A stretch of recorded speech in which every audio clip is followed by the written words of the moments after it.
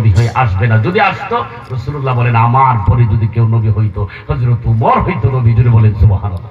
আজকে আপনাদের খেদমতে আমি কথা বলতে চাচ্ছি, তাড়াহুড়া করে কথা বলাও যায় না। আসতেছি আপনাদের এলাকায় আরো পার্শ্ববর্তী 29 তারিখ প্রোগ্রাম আছে। কোথায়?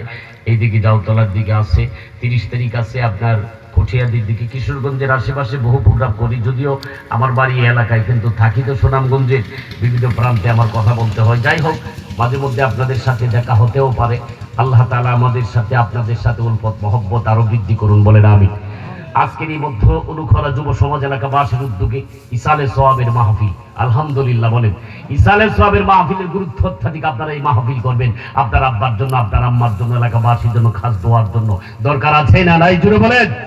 সম্মানিত হাজিরিন, আজকের এই মজলিসের মুতাবারক প্রোগ্রামের সম্মানিত সভাপতি পীরে কামেল মুফাসসিরে কোরআন আলহাজ হযরত মাওলানা মুহাম্মদ শফিকুল ইসলাম সিদ্দিকী পীর সাহেব, গদ্দিনিশিন পীর, পাটদা দারুর রহমত সিদ্দিকিয়া দরবার শরীফ ও প্রেসিডিয়াম সদস্য আহলে সুন্নাত ওয়াল জামাত বাংলাদেশ, সুপার পাটদা দারুল হুদা আদর্শ দাখিল মাদ্রাসা পূর্ব পাটদা বৌলাই কিশোরগঞ্জ। আলহামদুলিল্লাহ, সুন্নিয়তের অথন্দ্র প্রহরী আমার সম্মানিত বড় ভাই হযরত মাওলানা শফিকুল ইসলাম সিদ্দিকী পীর সাহেব হুজুর, ওনার আব্বা হুজুরে এই অর্থ অঞ্চলের তাফসীরের জগতে তাফসীর করেছেন, গুরুত্বপূর্ণ কথা বলেছেন। এই সুন্নিয়াতের অথন্দ্র প্রহরী ছিলেন, ঠিক কিনা বলেন?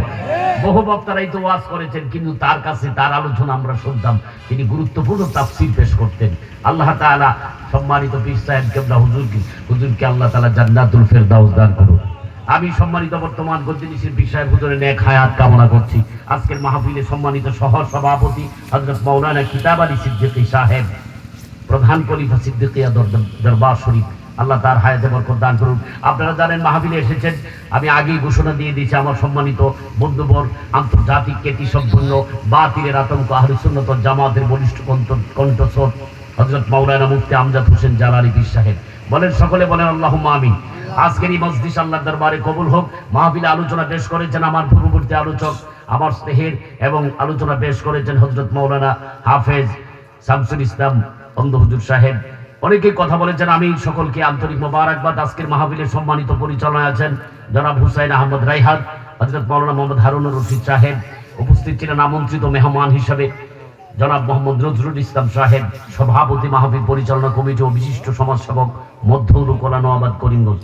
যেহেতু সময় সংক্ষিপ্ত, সেজন্য আর দীর্ঘ করছি না, প্রারম্ভিকায় আমি শুরু করে দিচ্ছি। আমি একটা আয়াতে কারিমা পড়েছি, এবং আমার সম্মানিত স্যারে বলেছিলেন যে হুজুর হাসরের ময়দান এবং কবর সম্পর্কে কিছু আলোচনা উপস্থাপন করা।